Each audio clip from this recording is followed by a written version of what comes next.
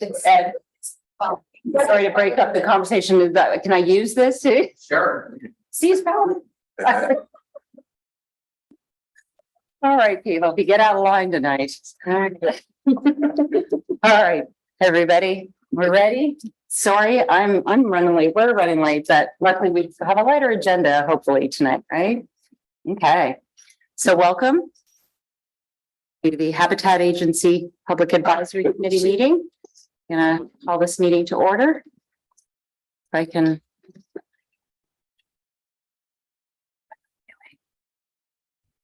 All right.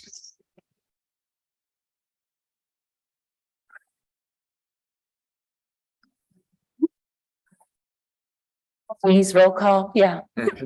Jason, Here, apparently. Lerner, here, Intermeister, here, Brown, Here. Nico, Here. Stevens. Here. Ish. Here.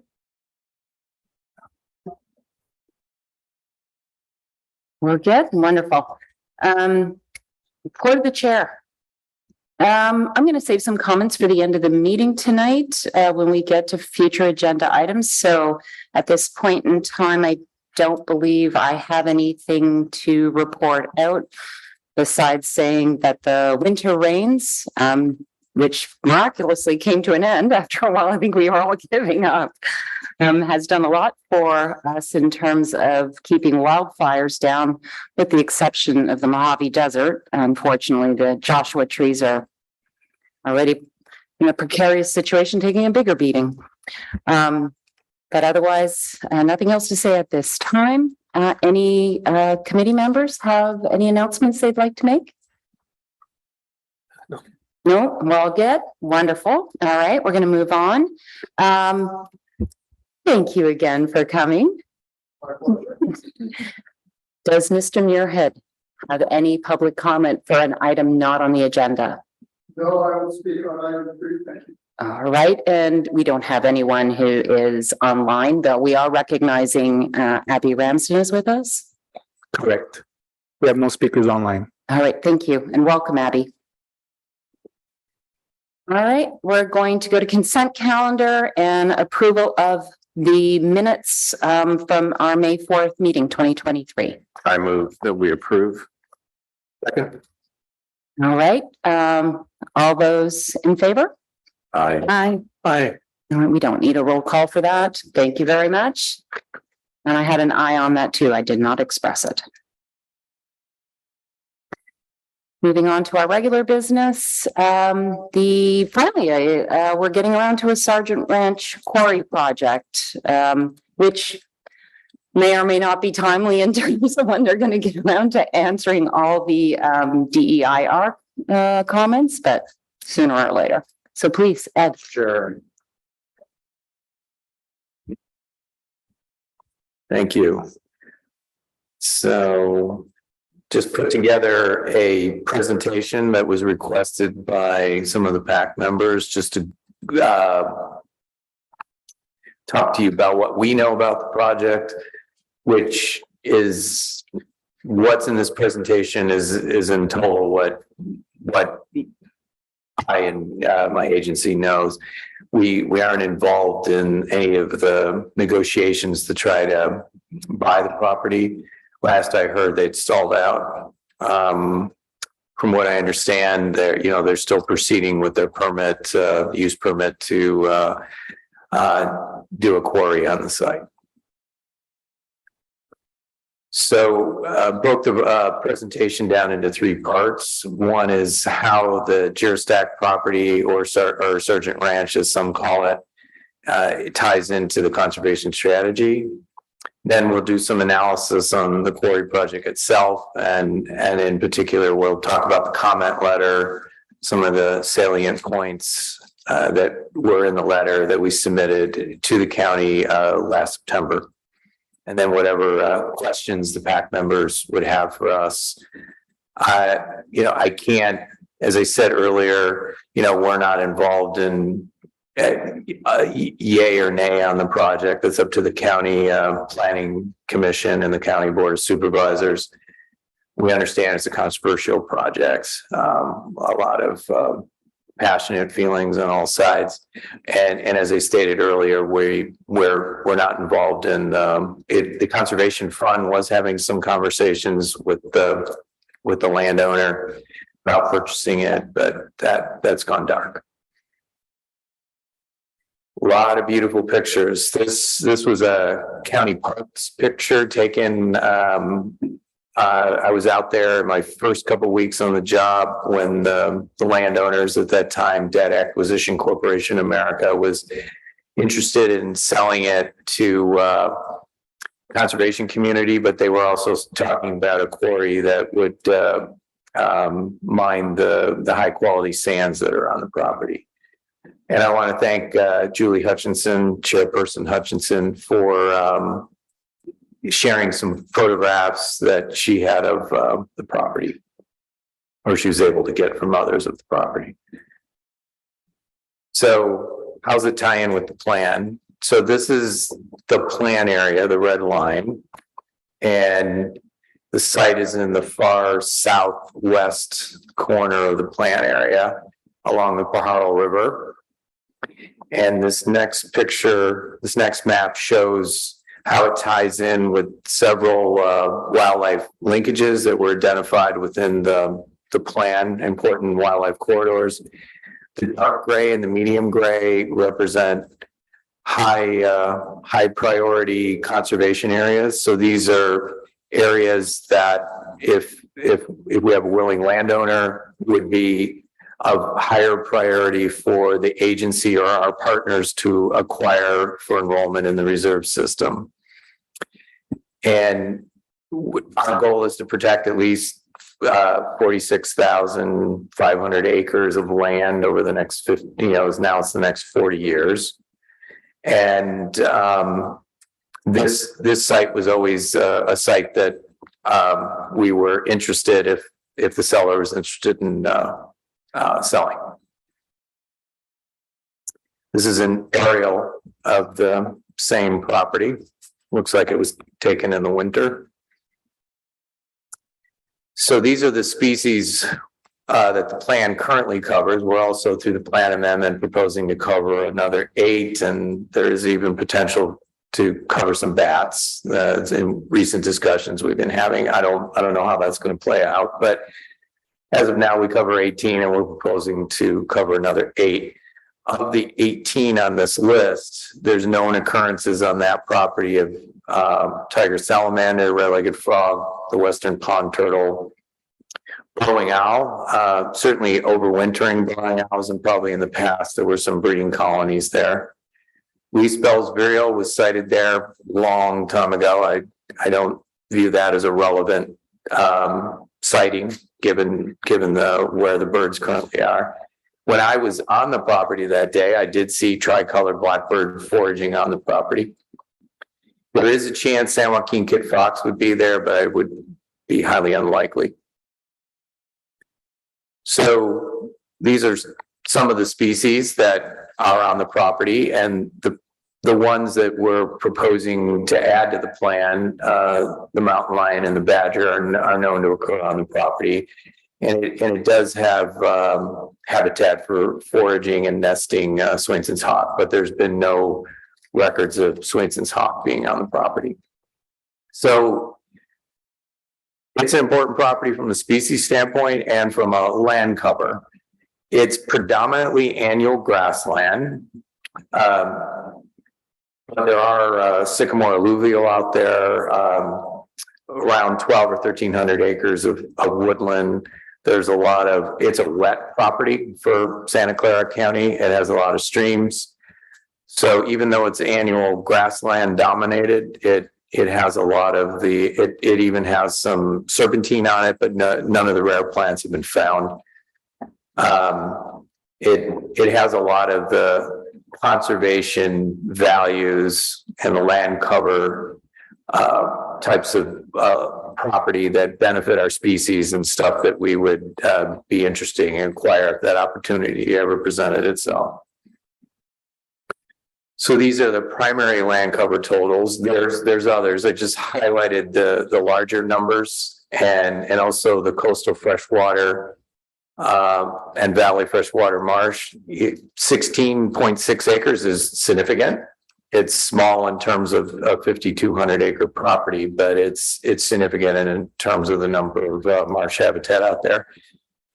There's over 1,400 or 1,000 145,000 linear feet of stream. So there's a lot of stream miles on the property. And this is one of the pictures that Julie was kind enough to forward to me. You can see it's also from a aesthetic, scenic standpoint. It's a beautiful, beautiful property. So the quarry analysis. Now, the Habitat Agency does not take a position on whether the quarry should or shouldn't happen. But when the SECA document came out, we were concerned about some of the assumptions and mitigations proposed within the document. And I'll get into that in a second. You can see the project overlaid on the aerial photograph you saw earlier. And it's primarily in the eastern part of the property because of its proximity to 101 and the railroad line that runs adjacent to the property. I believe they're hoping to be able to use the railroad to transport product. These are the CNDDB records of special status species. The bank swallow and because I remember when this came up before, and what's the other one? The Least Bell's Vireo. Those are very old sightings, but the other ones are more recent, and the project proponent has done surveys on the property, and they have confirmed the sighting of some of these species. Their occurrence, the presence, I should say, and you can see that there have been species occurrences within the project footprint, and they do acknowledge that in their CEQA document. So not all these species are covered by the plan. The hitch isn't, steelhead isn't, bank swallow is not, but many of them are or will be. These are the land cover types that the project primarily impacts. And I can keep this for a second if you need to study it, but it's primarily riparian and grassland that's being impacted. This is hard to read. I apologize. This is from their document, but it's around 300 acres. The project footprint is like over 400 acres, and around 75% of it is impacting annual grassland. There's also 20 acres of riparian, various types of willow and woodland riparian being impacted. But it kind of represents the property's primarily annual grassland. It has a lot of aquatic resources, and the project is impacting annual grassland and aquatic resources primarily.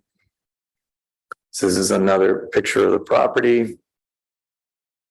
So we submitted a comment letter as a government entity with charged with implementing the HCP and CCP, and we were concerned with some of their. It's not a covered project, but we were concerned with some of the mitigation measures that they proposed, and that was not consistent with the same mitigation obligation that covered projects have to abide by. So we viewed that as an inconsistency.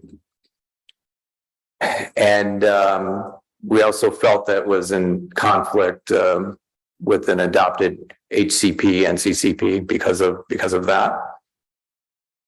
And the compensatory mitigation for red-legged frog and tiger salamander, we felt a non-breeding habitat was insufficient. So it kind of ties into that.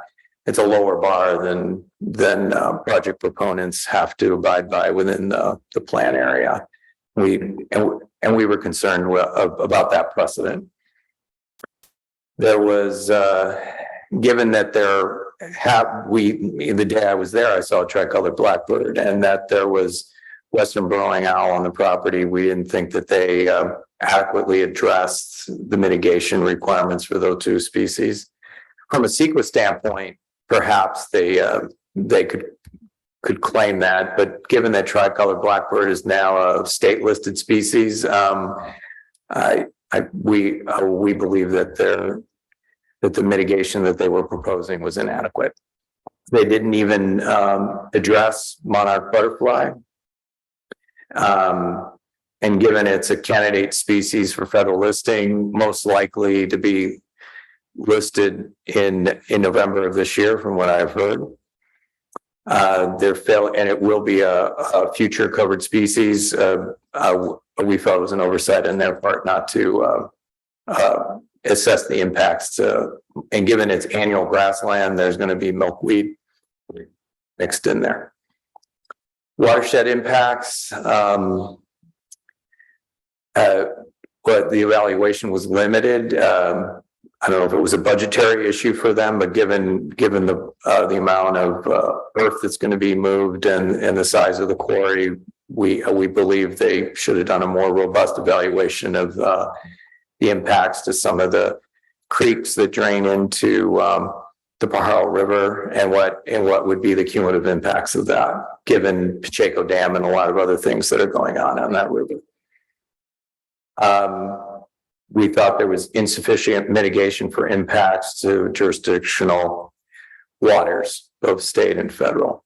And that ties in with the lower, and again, this is the project proponent in the county and what, they worked in collaboration on putting together the CEQA document. And this is the first shot of the applicant to say, hey, this is what we think is good enough. And it's up to us and other regulatory entities to say, well, maybe you should do a little bit more. So I think it'll be a back and forth, and it'll be interesting how that all plays out. It still has to go to they still, as Julie said, got to respond to comments on the document, and it still has to go to the Planning Commission on whether it'll get its permit or not. I think regardless, it'll be appealed either by the proponent or those who are against the project. So I don't think we're going to see an outcome on this for a while. Again, some pictures. So I know a lot of people in this group are interested in wildlife connectivity, and we did speak to that specifically in our comments. They didn't ignore it, and I applaud them for that. But we felt that their proposed mitigation, like with a lot of mitigation they were proposing in their document, was lacking. There's improvements that could be made. This is something we did relatively cheaply on one of our properties to build a pathway under a bridge on Pacheco Creek to improve wildlife mobility. There's a lot of culverts and bridge underpassings there where they could put in directional fencing to facilitate wildlife, directing them to areas that would stay away from the operations of the quarry and safely pass under 101 and away from the quarry. And none of those things were proposed. There was nothing in the document about maybe partnering with Post or Caltrans or us or anybody on many of the projects that are currently being discussed for wildlife connectivity. And part of their mitigation could have been that they could contribute towards, the construction of building or other stuff they could do on site also, that there was a lack of creativity there in our opinion. I was happy they addressed it. They didn't ignore it. I applaud them for that, but we believed it fell short. So, questions? Yes, Reed. If the quarry project doesn't go through, are we still interested in the property, and is there money available to do something about it? There was, so we made a full price offer along with the Post Land Trust of Santa Cruz, because there's 1,200 acres in Santa Cruz I did not speak to. And the Nature Conservancy. And that proposal was rejected because I think they felt, probably rightfully so, they could either get the permits for a quarry and sell it to somebody to develop the quarry, or develop it themselves, and certainly from an economic standpoint. So if there's a money and we can get the appropriate partners involved, yes. I know County Parks has expressed interest. I don't think TNC is a player necessarily anymore, but maybe we can get them engaged. I know Post would be interested. And there's other, like Moore Foundation and others. So we would try to, it would be an expensive property to buy, even if the quarry is not approved. But we would, make an attempt to purchase it with our partners. We probably wouldn't take the lead on it, but we would definitely be one of the potential funders. Yeah. You're welcome. Did you say you made a full price offer? Yes, based on an appraisal. Yeah. Mhm.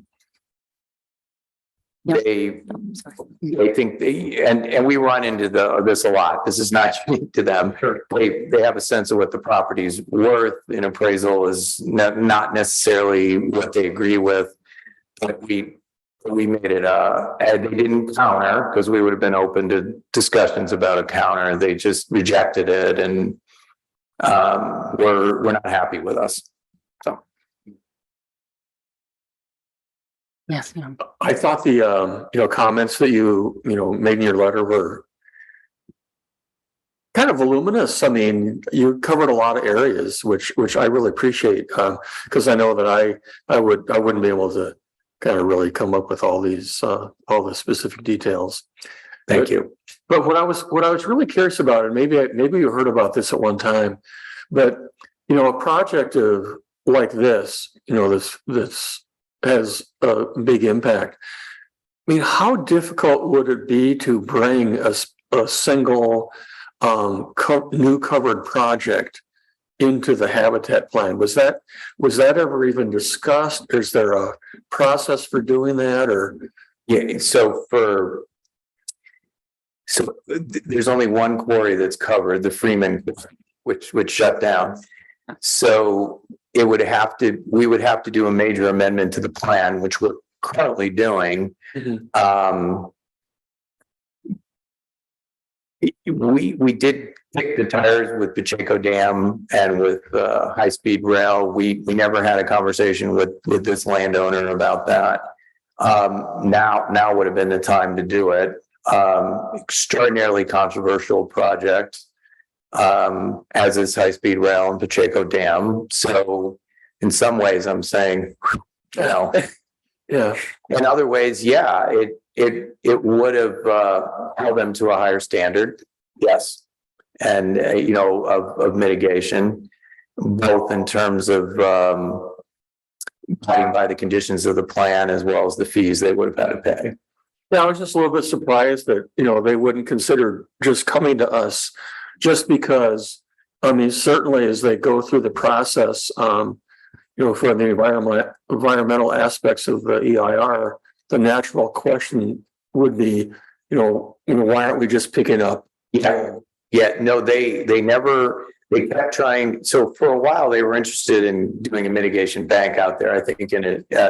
And for a while it was, do we want to do a bank and the quarry, or just a bank?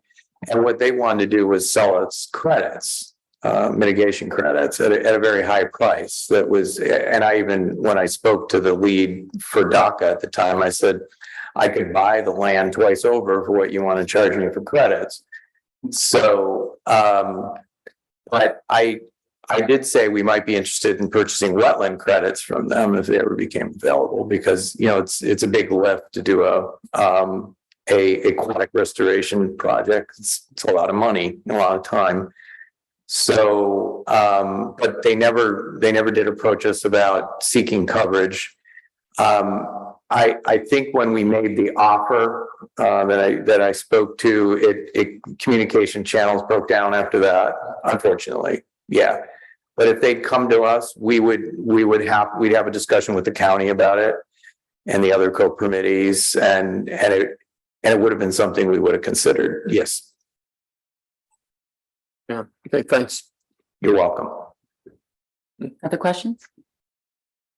Rachel, please. Out of curiosity, it sounds like they have this grand plan and they want to, monetize every inch of it, but if the quarry project does move forward and that portion is unfortunately lost, is there any, I guess there's not a lot of communication, but is there any opportunity to purchase other portions, knowing the challenges with mitigation banking? Yes, the owner, there have been discussions about, one of the investors bought the Santa Cruz portion, and there has been some discussions about buying that. I'm not privy to all the ins and outs. I think there would be an interest in the conservation community to purchase the balance of the property, and I think the landowner would be open to it if the quarry moves forward. Yes. They also want to use a good portion of the site as mitigation for their project, which makes a lot of sense. We just felt the ratios were too low. They were looking at 1-to-1 ratios primarily. An aquatic was 2-to-1 in some instances, and one, which is extremely low. Nobody, especially when you're impacting ESA habitat and known occurrences of ESA and I'm not saying the core and the reason would agree to what they're proposing, but that was their first salvo into this, and that's why we commented on it. And we commented on Valley Water projects, but just non-covered ones. So, but they would have, but yes, to your primary question, yeah, I do know there's an interest if the quarry is approved in buying the remainder. Yeah. Any other questions? Just one more. So when we talk about, the negotiations we're having with like light rail or any of these other kind of major projects, is the plan then to have those become covered activities, or to, pull out a mini HCP that, draws in a lot of the work that is in the existing Santa Clara County plan? So we did have conversations with Valley Water about Pacheco. We are adding the stream maintenance program as a covered activity. And we did have some conversations with High Speed Rail about it. Both parties don't think we have enough mitigation in the county to handle the high speed rail impacts. And it became clear that we don't have enough Sycamore alluvial mitigation opportunities to adequately mitigate the downstream impacts on Sycamore alluvial that are and I applaud Valley Water with their document. They did a really good job assessing the impacts of that dam, both the dam footprint itself as well as the hydrology and how it was going to change. Sycamore alluvial are more in a flashy, drier system. The Pacheco Creek will become more of a perennial stream, so it was going to lead to better habitat for willow riparian, and it was going to affect the ability of Sycamore alluvial to thrive. So we just didn't have, so really there's a limit to what we can do given the size of some of these projects. But we have had discussions with Valley Water about thinking about not just steelhead, but thinking about how their hydrology changes or changing an ecosystem and how they need to address that. And we've had good discussions with them. With High Speed Rail, we got them to the table to talk about connectivity and adequately mitigating their impacts in Pacheco Pass and in other places in the county. So those were more iterative back and forth with project proponents. With this is a private entity, it's a different ball game, and those if they had engaged us and hey, how can we mitigate for this? I think we would have been interested like we were with high-speed rail and, and trying to come up with some creative ideas to have the project be more sustainable. Yeah, from an environmental kind of economic development definition of that word. Yeah. Thanks. I have a few questions. So I'm wondering, it's been a little while since I've read your letter, or the Habitat Agency's letter. Can you remind me, were there any concerns around hydrology? Just because you're talking about, Yes. okay, because they are looking to pump, I forgot, how much? Is it over 70,000, 80,000 gallons per day? It's a lot. Groundwater? Yeah, I'd have to refresh myself with the numbers, but we were concerned that they were very dismissive and that everything was okay. And our comments kind of looked into that, saying we think this could, on that watershed, we thought there could be significant impacts. And then we thought there was cumulative impacts given the intensive agriculture on the Pajaro. There's a lot of irrigation, given climate change, given Pacheco Dam, that this was just another thing that was potentially going to have impacts on the watershed. And we were concerned that they didn't do adequate analysis of that. It could affect surrounding properties and farming property in particular. Yes, potentially. We are not experts, but we thought they needed to do a better job of analyzing that and didn't think they really, and that's a tricky thing, as Jeff will tell you, when you start getting into groundwater pumping and digging, disrupting subsurface flows and you're changing kind of the landform, which is what creates the watershed. And I found the analysis lacking, and we talked to experts about it. But we're not experts. It was more questions than us having any solutions. Yeah. Just a couple more questions around what I unfortunately don't remember, but the other piece then would be, was there anything around concerns, or do you feel they were going to mitigate properly? Because they're around truck trips. They are going to, I don't know what they were talking about. I can't remember. 400 truck trips per day, or was it 100?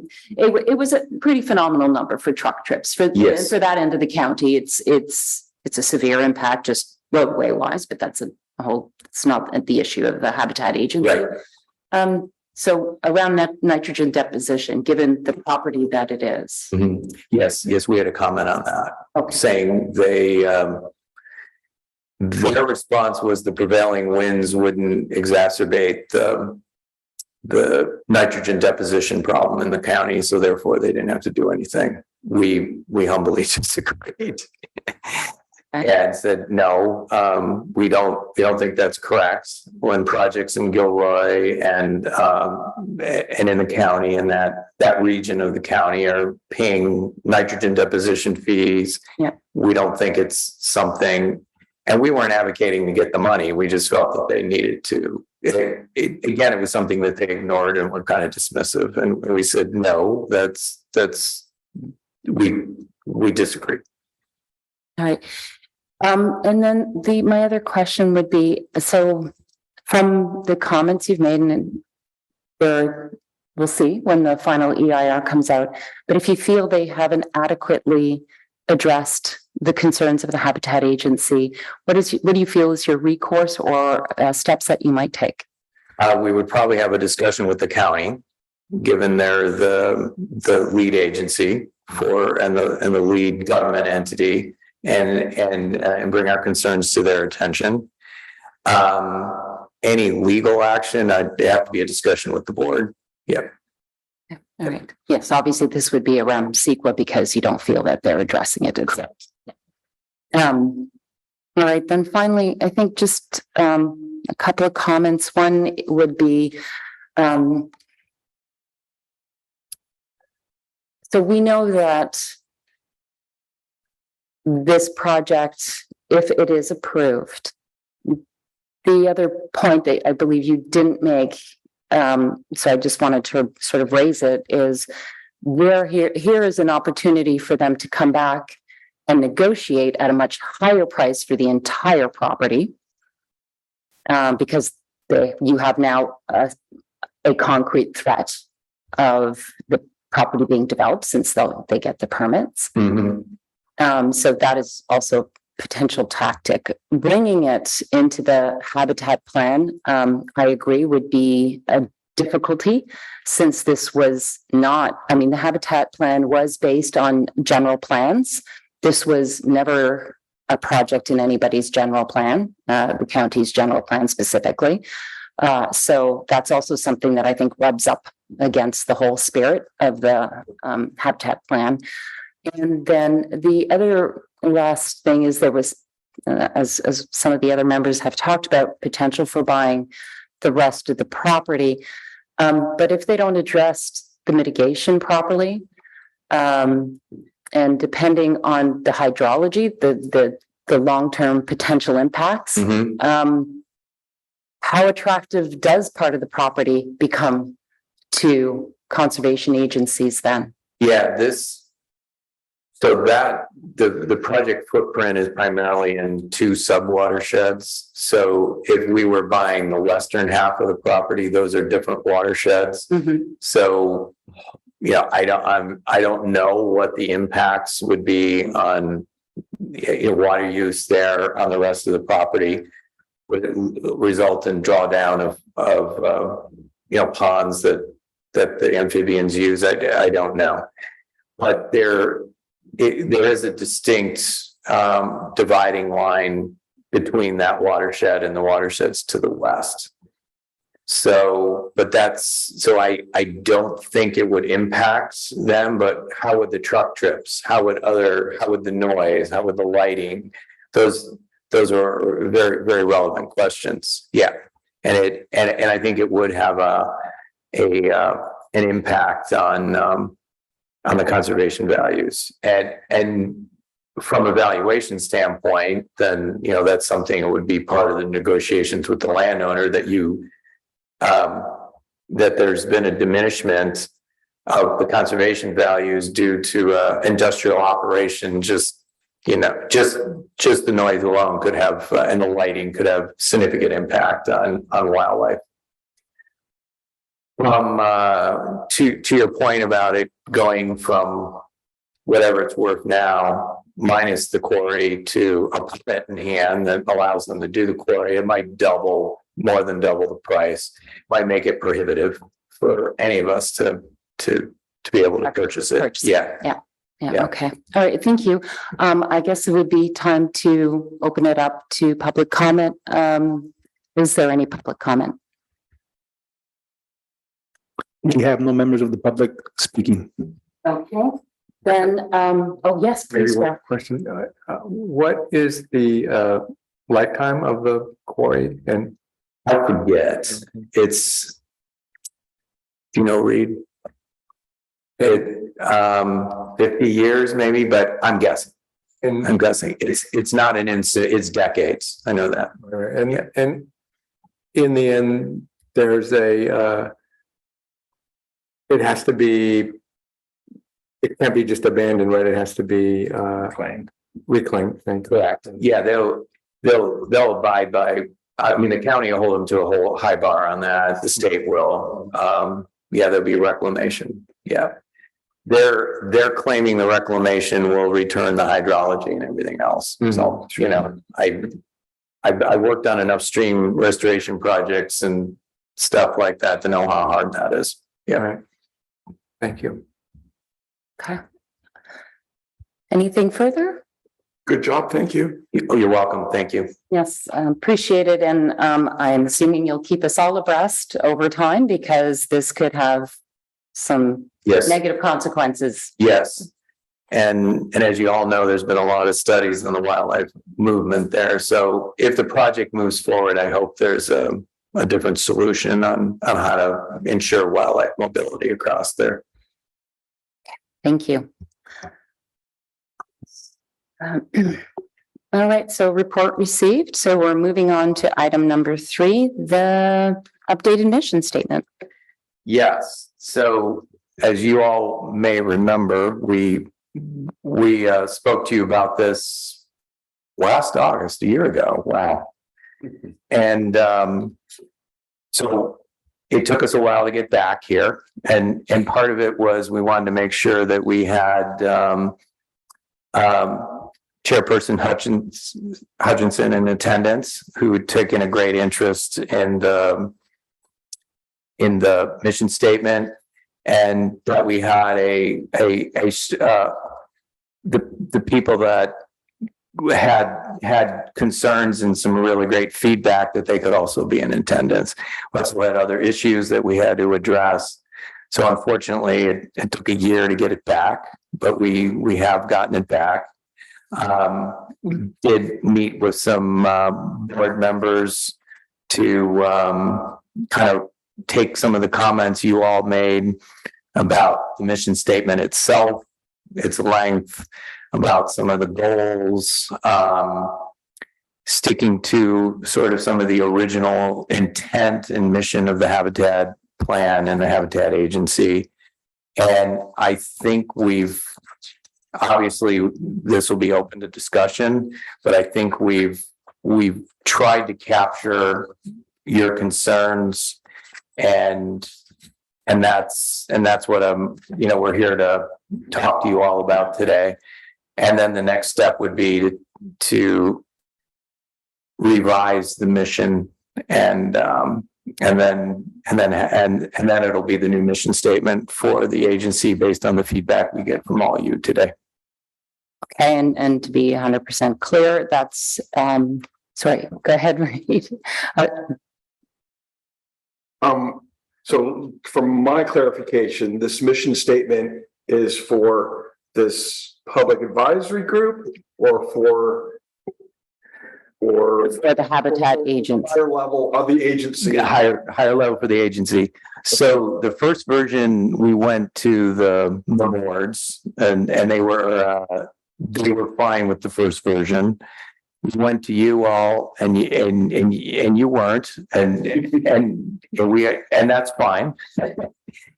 And so we revised it. So the mission statement is blue, color blue here. So it's the third one, third paragraph. And then the program goals are, many of them have been crossed out. And we tried to consolidate them and refine them and reduce the number of them. And so then I'm going to talk over with our attorney and see, do we need to go back to the two boards and have them readopt the mission statement based on the changes that you've made? The answer might be yes, but I haven't had that discussion with her yet. And I would like to add to this. You can see there's quite a difference between, the red and the blue. And what my concern was with the red is, first of all, a mission statement of that line is not, of that length is usually not a mission statement. It's just a statement of all sorts of things that the Habitat Agency can do. The purpose of a mission statement is to succinctly get across the what. What is the purpose of this organization? What does it do? And was my starting point with Ed to where we got. It was to discuss, how do you get across succinctly the what of the Habitat Agency? What does the Habitat Agency do? So that's how we got to that blue version you see in front of you.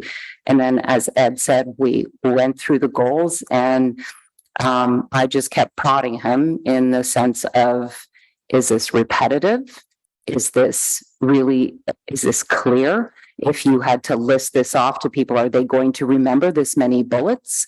What do we really want to make sure people take away? That is an add-on that helps enhance the mission statement without really just leaving people not knowing what to take away in the ending. So that was what drove these changes between in the conversation with Ed and I. and one thing I'll add, what drove us to change the mission statement is the change in the political, social landscape of more focus on things related to equity, sustainability, and governance. We tried to get some funding from we never knew what the corporation was. We were dealing with a broker. They were interested in investing in a project. We submitted an application. They were concerned that we didn't have enough of the the ES I always forget what the term is. ESG. Thank you. So it and given the 30 by 30 and at the state level and the Department of Interior and a lot of the funding, we said we can't just be in a bubble, our wildlife bubble, and that if we and recently I had some discussions with Post about corporate entities wanting to do projects both for climate resiliency and that's really important. And so we felt that our organization need to sort of capture some of that stuff in a mission statement. That was the genesis of this. You know, get in tune with some of the changing trends. So the mission statement, the proposed mission statement in front of you right now in blue is the Santa Clara Valley Habitat Agency implements the habitat plan, which balances development with nature-based conservation focused on protecting, adaptively managing, and restoring habitat for threatened and endangered species. And then there's a number of goals. I could read through them, but I think really right now the focus should be on a discussion around that simple mission statement sentence that's being proposed. So I'm now, yeah. Asking for some input. Yes, absolutely. I mean, we're trying to decide. One of the things I found, and I've worked with other, we'll say nonprofit groups, is we have our own vocabulary that we use.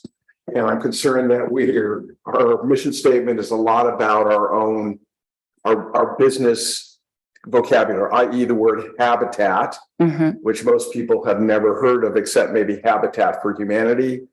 The word conservation isn't always understood the same way. So I want to make sure that our statement is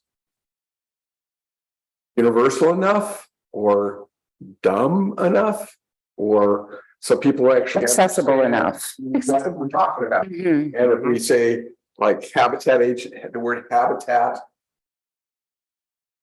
several times in a sentence, you probably should be using a different word. Environment, nature, again, so that I don't have specific wording that I'm recommending, but I'm a little concerned that we're using our internal vocabulary too much. And it really kind of reminds me to do public hearings for planning, and the planners would use the word connectivity. And the audience thought they were talking about wireless communication, and planners are really talking about the ability to walk from one place to another. So I get a little concerned when I read this, that maybe this group of people knows what conservation is or habitat is, but I'm not even sure all the board members know what those words mean. No, it's good. I circled habitat plan and conservation, maybe nature-based. I don't know. Maybe they don't. So yeah, I can talk to staff about finding some different words that are more universal, like preservation, or I don't know. I'll think of things, or we'll think of things. Sorry, I didn't want to. Yeah, I'm gonna go. Yeah, when I read this over, the one thing that I thought didn't really fully describe what the agency does is it says implement that habitat plan, which is like a document that we've come up with. But just like in the discussions previous on the Sargent Ranch, aren't we also potentially help shape what some of the decisions are around habitat that aren't in the plan? Mm-hmm. Yes. With high-speed rail, we were Right. successful. Right. Yeah. So it's, anyway, yeah. Okay, Good point. Let's yep, add to it. yep. Rachel, please.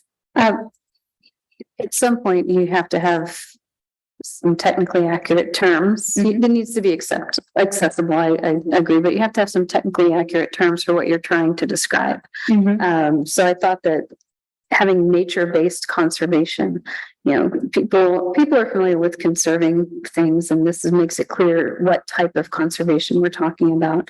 And I thought that going on, at least in the last use of habitat, like it's in the agency's name, okay. Implementing the plan is kind of fundamental because that's the whole, I don't know, I mean, it might not be it is the mission, it's not the vision statement. So I guess there's some differences there, but restoring habitat and then going on to elaborate on the for threatened and endangered species. I thought that those might make it clear enough for, you do have to have some familiarity with the terms to be able to understand it. Any other comments? For me, Yeah, sorry. Yeah. oh, go ahead. Is the word development sufficient? Is that an understood term? That's a good point. It's an economic activity. Economic development. Yeah. So, could we economic development perhaps? Impacts of development, impacts of economic development, Which, yeah, economic growth, maybe. Yeah, we can, okay. I was just appreciating your perspective too, of words that could be vague. And development could be Yeah, it's vague. vague. You're right. I love this statement. I was gonna ask if it should be something in the mission statement about the fact that it's a group of government agencies working together, which is kind of an unusual thing, because what people's biggest complaint I hear from people about government is government agencies don't talk to each other and everything's more difficult, or, one agency will say pave the road and the next one will come along and dig up the road to put the pipes under after it just got fixed. So I think one of the reasons I'm on the Habitat Agency is the fact that it is a group of cities, group of whatever working together rather than a competition or whatever else we want to call it. And the feds in the state too. Yeah. Yeah. So I think that's Okay. what differentiates this from most other groups, actually. Myopic. Yeah, I realize I have a little problem understanding of where the Habitat Agency actually ends. Like we kind of provide the ability for local jurisdictions to provide permits, but we're not actually permitting ourselves. Is that? We permit participating special entity applications, but limited. You are correct. It's limited. Yes. Yeah, well, you can't build your project unless you pay some money to our agency. Oh, yeah, but you don't want that in your mission statement, though. I'm sorry, that was it. So Let's get that in there, right? So what I would do is I was kind of like, I'm not sure if just this is where you're going, but I would have gotten rid of the habitat plan part of this, because that's kind of that's how we do it, by implementing the habitat plan and along with other stuff. So I like that it got a lot shorter, and I'd even make it a little bit shorter, but I would just have two kind of things. It's like, the part where we're talking about protecting species and their habitats, while enabling a vibrant economy. I mean, that's the two things that we're doing. And that's the trade-off that everyone bought into. Mhm. We want the economy going, and we want to protect our habitats and these species. And I think if we just said that, I think that, you know, to me, that's a mission statement. Balancing nature and Yeah, man-made. we're protecting here and we're developing here, but I don't like development, I like vibrant economy or something like that. Right. You know, the conservation, yeah, I would use, you know, more like, you know, protecting species and their habitats. I agree to that, but I would just add that I think we should retain threatened and endangered because Yeah. that's the key point of the plan. I mean, I understand, sorry. These are good ideas. Yes, I understand not the use of the term habitat plan because, yeah, what does that mean to people? I could see, say, a plan to protect that, a 50-year plan to protect Mhm. endangered species, but what I would like to know, Ed, if there, oh, sorry, are there any, yes, I just wanted to clarify, because the agency coordinates among multiple agencies. Is it what we do or who we are kind of thing? Like this is the agency established to coordinate among multiple agencies and implement the habitat plan. That's more who we are, like in the legislation or whatever, versus the mission of the agency. I don't know. I've been to a couple of different. I see your point, and I think it's a valid one as well, because we have to, for a moment here, the co-permittees all had to vote and adopted the plan. And they chose to implement this plan for the two larger benefits, which Jan is speaking to. We can say that I see what you're saying. It goes to more the who rather than the what when you bring that up. But I also appreciate that for people who have no idea what the Habitat Agency is, it does, to your point, which I think is very valid, that it is a coming together of these agencies. And that is not often the case, as you said. And people may not understand that even though it's staffed and that staff is sort of independent of those agencies, are those local jurisdictions still oversee this agency. And they do have to adhere to this plan, but they do help govern it. So I do like your suggestion. Are there further, before I go to public comment, are there further comments or questions? Well, I was actually going to ask Rachel a question, which is, were you asking about mission and vision being different things? The goal versus the mission? I couldn't quite. I thought you were reaching for something. I was just trying to, what are we trying to say here? Is it, you know, who we are and what we do? Is it kind of who we are? If you know, I've been to a couple of other sessions and, you know, facilitated things with like, this is our vision and this is our mission. And I was never very good at that. So I'm going to just put that out there, separating the very distinct questions. I agree with you in that it is true that usually a mission statement doesn't say who we are. Like the Farm Bureau's mission statement doesn't go into explaining the Farm Bureau.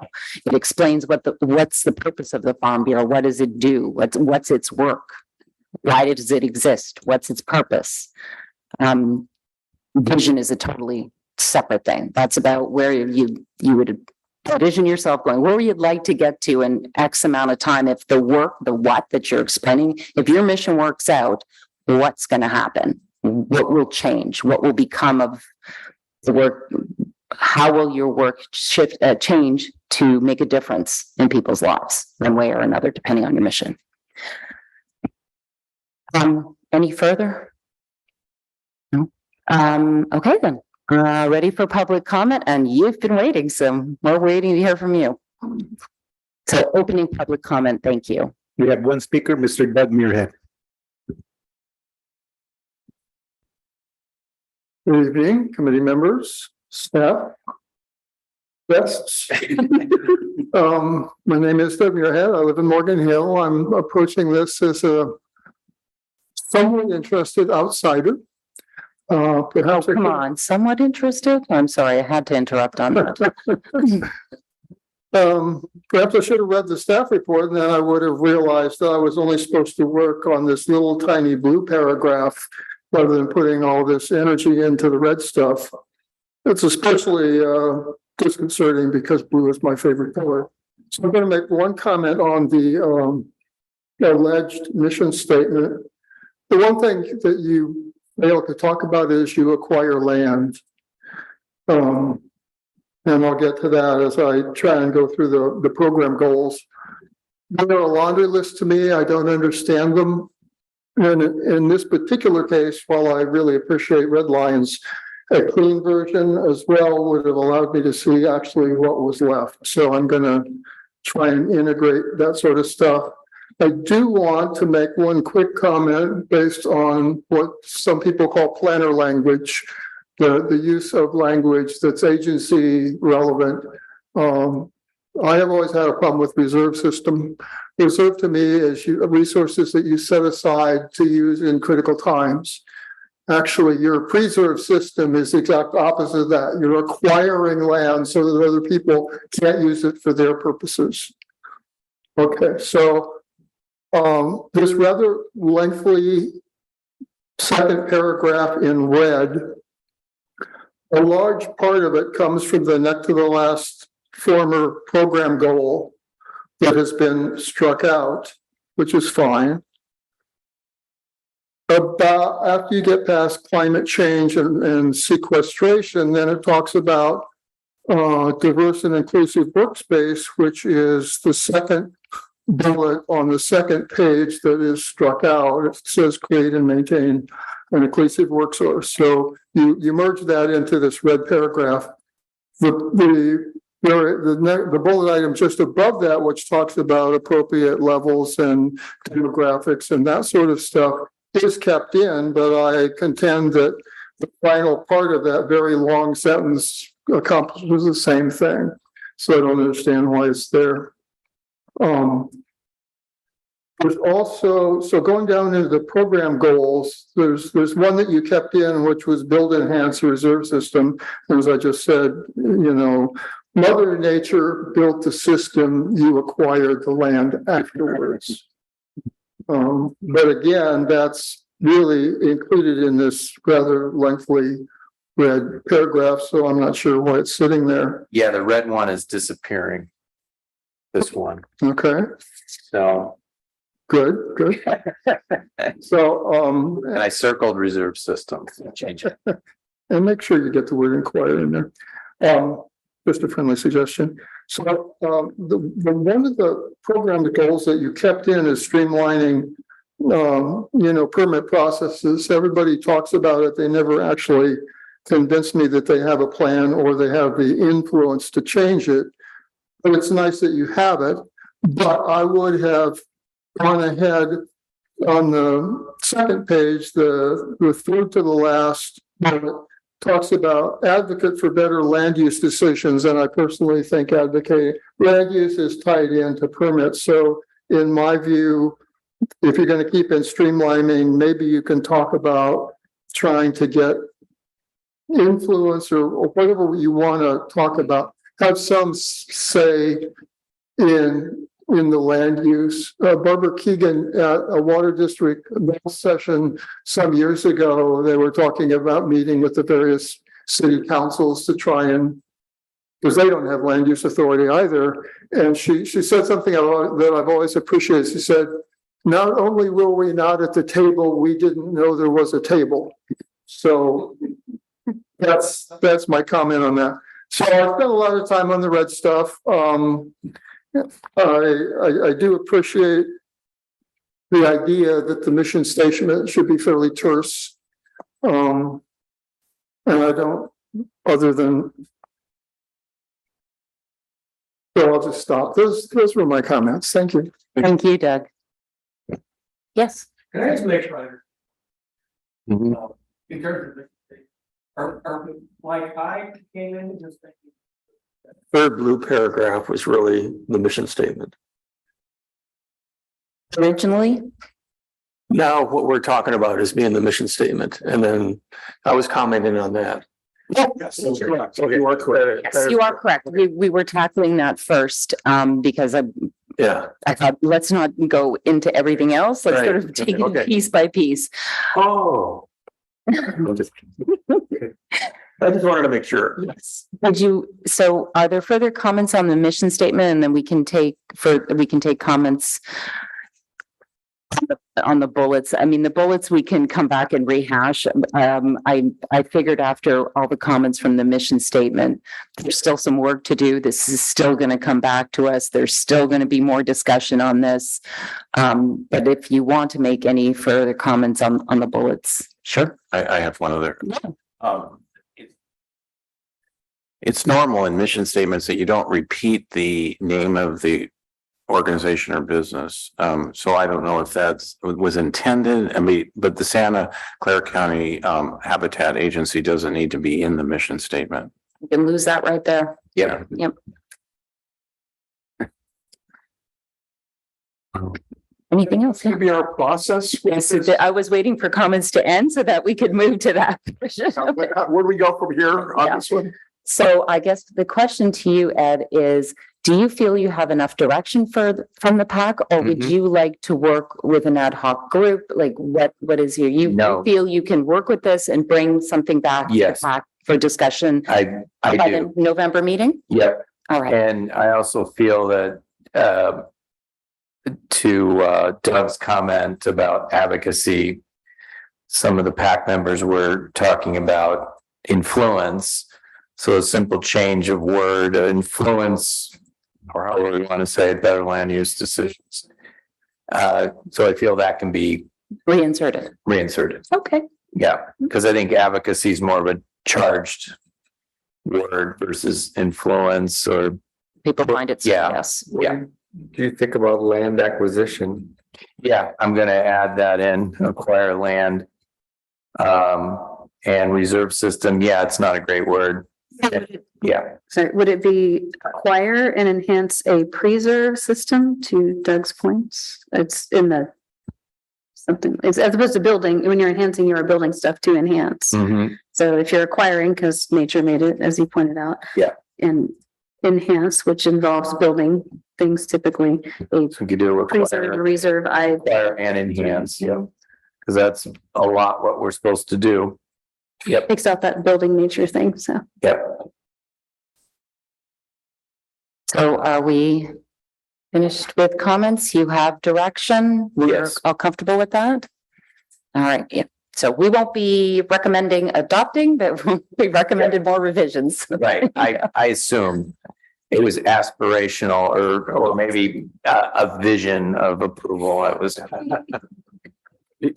Are you asking for more input on goals, or is that coming up next? If you want to provide more input, because I was going to close this up, but if you want Well, I more, do want to, yeah, Please. I have a couple of things I wanted to mention.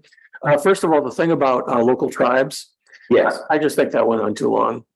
And, you know, ultimately it says work in concert with local tribes to ensure tribal access. Well, I don't really know what that means, what tribal access is, because we're going to have the public available, and that includes the tribes. So I just think we should use the last part, is to build strategic partnerships with tribes to assist with land management and ecological stewardship.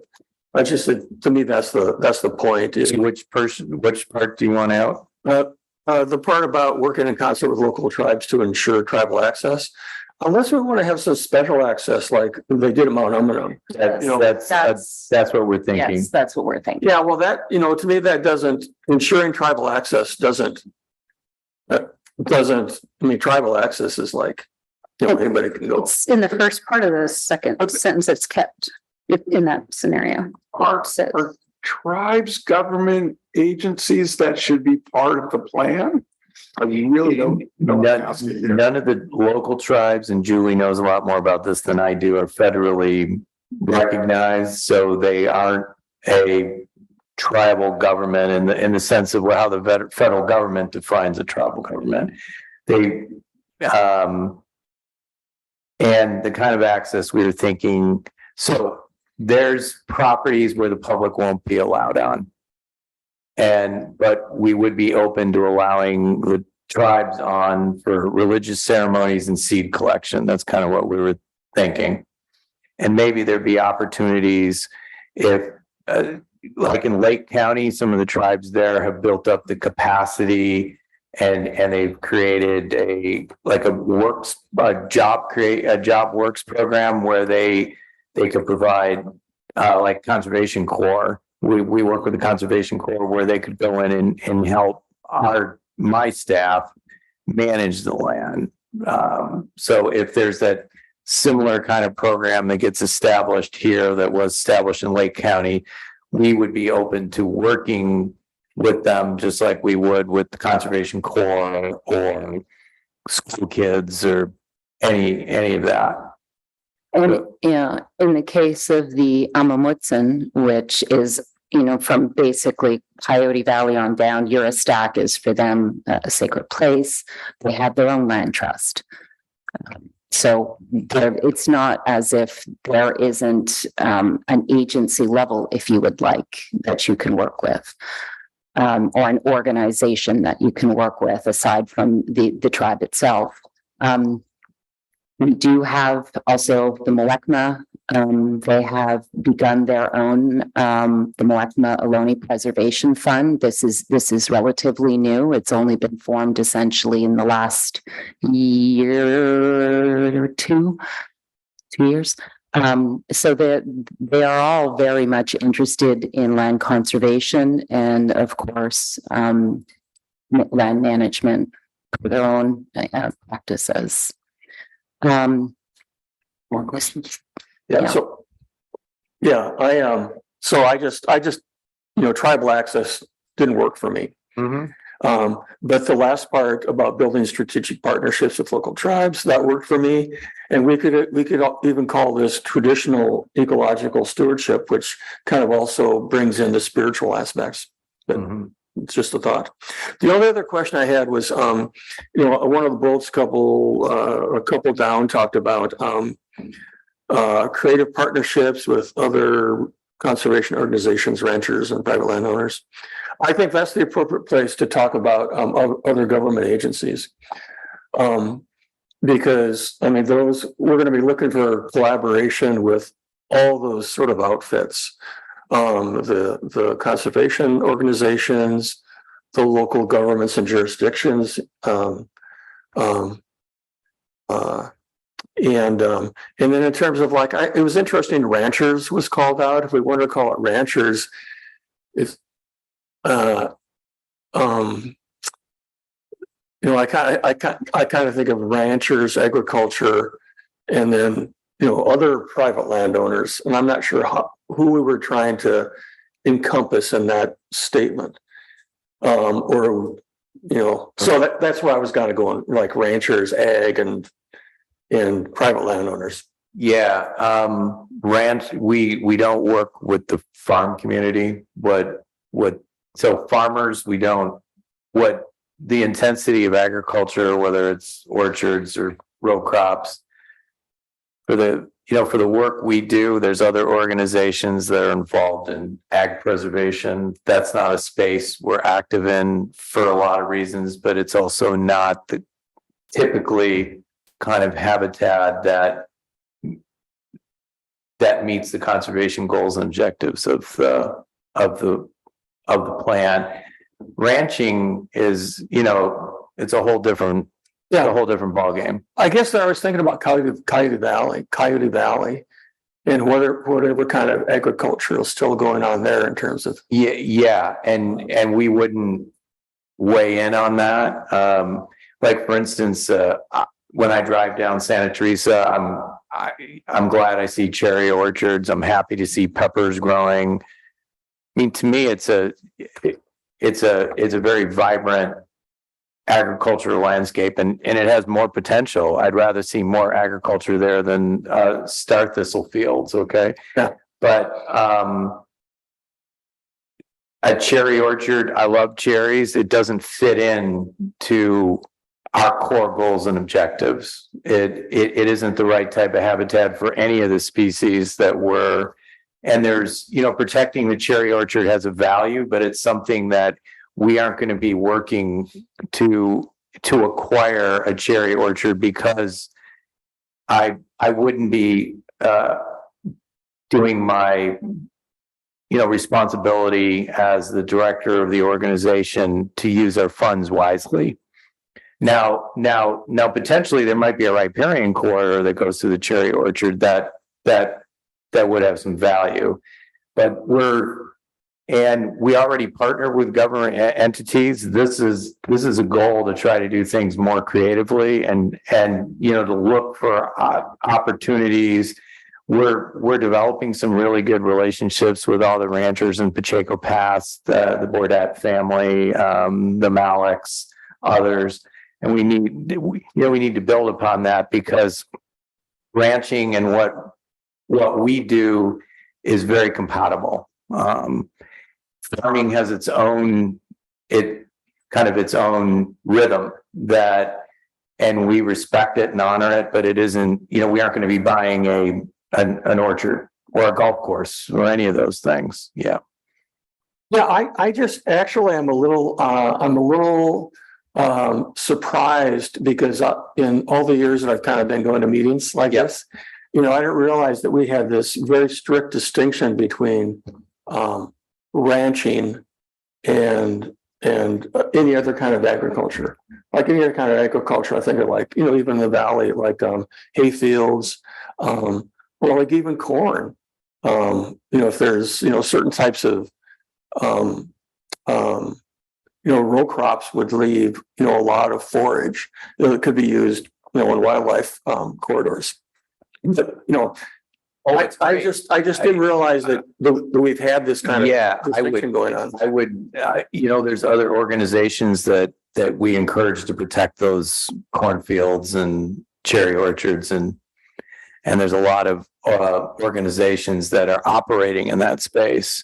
We don't have the capacity to do it, and usually that's a lot more expensive land too. Yeah. I would note that this conversation has been had during the development of the plan, during the drafting of the plan.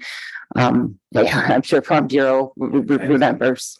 Yeah, but I'm just saying that argument was hashed out. And if you look at priority areas, Coyote Valley is not a priority area. And there was good reason for that around endangered species and what other land trusts do. Incorporated Coyote Valley in the plan. Not as a high priority acquisition. Further back, For take coverage, if Cisco had happened, it was Cisco, right? Yeah. Well, one of them. San Jose's plan for Coyote Valley. San Jose's We don't need to rehash that. I'm just saying this conversation was completely had. Yes, Coyote Valley is in the habitat plan. It is recognized, but my point being, it was not a high priority area for any kind of purchase by the Habitat Agency, because the habitat plan has the priority areas marked out. For instance, if you go across the street to Coyote Ridge, well, it's a whole different story. Sorry. Yeah, I just in November and delay the development of the mission statement. But regarding what we just brought up earlier about acquire land, is it really our mission to acquire land to do what we're doing, or are we really protecting land? Protecting. Okay, so I think that would be a better way of stating it. Because as Caltrans donated some land to us, sometimes we're only purchasing a CE, like we are with hopefully with the Malik family soon. Okay, and then my last question. So we're not the board hasn't given us a deadline to get back to them. We're just, whenever we get back to them is fine. Yes. Okay. Correct. When I come back to them, there's no urgency there. Yeah, but thank you for asking. I mean, I would love to get this done as soon as possible. I'm sure you do. Wordsmithing is. Yeah, right. Yeah. And, there's, 9 PAC members, so. And you all have good ideas but yeah, at some point, I'm gonna stop it. Yeah. I did have a question similar to, it says preserve agricultural viability, and so is that different than the discussion that was had here? And then protect working landscapes, which I think means ranches, but. It implies both. Okay. Yeah. And so should preserve agricultural viability in there? Is it different than preserving agricultural lands? Anyway, I don't want to go down rabbit holes, but I was like, I thought that was what we said we weren't gonna have in there. Well, we aren't seeking out, so what, yeah, I was. Yeah. Just, So you're saying, you're asking is preserving agriculture one of our goals? yeah, because of the discussion we It's, just had, and it says preserve agricultural viability, protect working landscapes, and I was like, okay, well, is that different? Does it mean ranches? It means both? Anyway, just throwing that out there. I don't- Yeah, I guess we could go around on these words until the cows come home. Do that. Speaking of. And I guess if the goal of the PAC is just to nitpick on words, then I don't view this as very constructive discussion. Yeah. Okay. And if there's a lot of gotcha moments that are going to happen, then that's not very helpful to me. No, Yeah. So I'm any, going to push back a little bit. no, absolutely, absolutely. I wanted to, is there anything further to be added? I was gonna ask a question, and again, I hope I'm not showing my lack of intelligence or whatever. I tend to think of ranching having to do with animals. And farming with plants. And I know that's an oversimplification, but I think that's how a lot of us talk about it. And maybe I should refer to you. And we work with ranchers to manage the land. Raising animals, Yeah, that's how they make their money. We have grazers on a lot of our properties, so we work with them. And we would be interested in pursuing conservation easements with ranchers. And the agriculture viability is more with the ranching community, so. But. Okay, are we? Thank you. All right, thank you so much, Ed. I know this is a lot of work for you. I will add one more plug around the tribes, and I will just say that I look forward to them being included in the discussions around the plan amendment. They weren't last time, and I think having them there may highlight why the bullet point around tribal access is meaningful and important, but I'll let them speak for themselves during the plan amendment process. Thank you. Okay, so we are closing that out. We've given direction. Thank you so much. And now we are at, let me get back to it, future public advisory committee initiated agenda items. Are there any? No? Okay. Is Abby Ramsden still with us? Yes.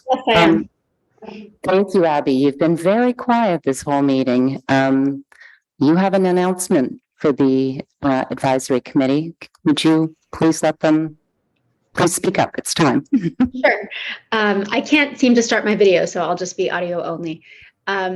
I am leaving TNC. My last day is tomorrow, and I am moving abroad. And so as a result of these decisions, it no longer makes sense for me to serve as a member of the Public Advisory Committee. So my last day is today, and it's been a pleasure to hear these interesting discussions. And I am sorry to miss continuing to serve with all of you. And I want to thank all the members of the PAC and Ed and his staff for everything they have done to contribute to our conversations and initiatives and efforts over the last couple of years, and to Julie for her leadership as chair. You, Abby, your voice is going to be missed, and I will just miss you personally. I look forward to maybe one day when you come back to hear about the stories of living in Paris, and anything else that transpires in your travels and your time there. That means this PAC will be down one environmental member. And I'll speak to that in a moment, but first I will be, this will be my last PAC meeting. I would term out in November, because I have served since this PAC's been formed. And it has been a pleasure, but as of October 1st, I will become executive director of Green Foothills. And so I've got a lot more duties on my plate. And so I can't stay until November. Two things around that. I will represent us still in September at I think it's going to be a joint meeting, I believe, in September, correct? Correct. I will represent the PAC. And I will be in contact with Ed, hopefully seeking another environmental seat because now we have two free. My colleague, Alice Kaufman, who has served one less year at Green Foothills than I have. So I'll be coming up on 13 years next year. She'll be coming up on 12. Alice is our policy and advocacy director. She is well-versed and very interested in applying for the seat. So hopefully she will, I don't know if she's gotten in her application. I haven't talked to her, but she's very interested. And so hopefully when the November meeting comes around, we'll at least have one environmental representative here. Of course, if any of you know of someone who could fill that seat, please let them know that the seats are available. And I would also strongly encourage this advisory committee to keep on their agenda. I put it on it was in the minutes, last agenda, to figure out where your next field trip is. There is nothing like getting out there and seeing it for yourself. I'll put a pin in this, but I hope someday this PAC will be going over to Rocks Ranch and walking across a wildlife corridor bridge. That would be, even though that won't be the habitat agencies, maybe that will inspire eventually one within the habitat agency's jurisdiction. Other than that, it's been a real pleasure. And I thank you. You guys have been, I think like I said, I've been here since the beginning. And I think this is probably the strongest members of the PAC that we've had. Your interest, your involvement, your fine questions. So thank you so much. If you would all be willing, I'd like to take a picture after we adjourn the meeting so I can have a little memento of my time here. And is there anything else? I did have an idea for, I don't know if we're allowed to go out in the field and have a public meeting in November or just have a random social gathering, but isn't the Pacheco project finishing up? The construction might be. It would be hard to debate the mission statement and have a field trip. To just adopt it and get onto the fun walk. Oh, sorry. I would prefer that, but that's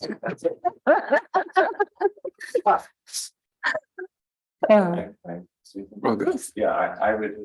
I'd like to say it's been a pleasure working with you, and you are a very good leader, and you will be missed. Well, thank you. That's very kind of you. Thank you. Thank you very much. Second that. Thank you. And I'd like to say something too. Yeah, Julie, you've been great. As you stated, you were here from the beginning, and it's not going to be the same without you. It's when I look up there, there's going to be a void. And I know Alice is more than qualified.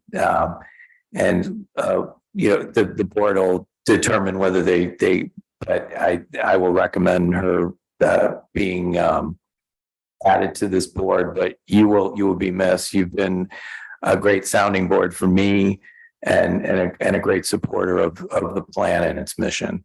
And I do mean mission. So What exactly do you mean by mission? I don't know anymore. It is the mission. Just can't sing about it. Okay, everyone. Well, thank you so much. And this meeting of the Habitat Agency Public Advisory Committee is adjourned. You can use the gavel. Oh, yes. Yes. Michelle.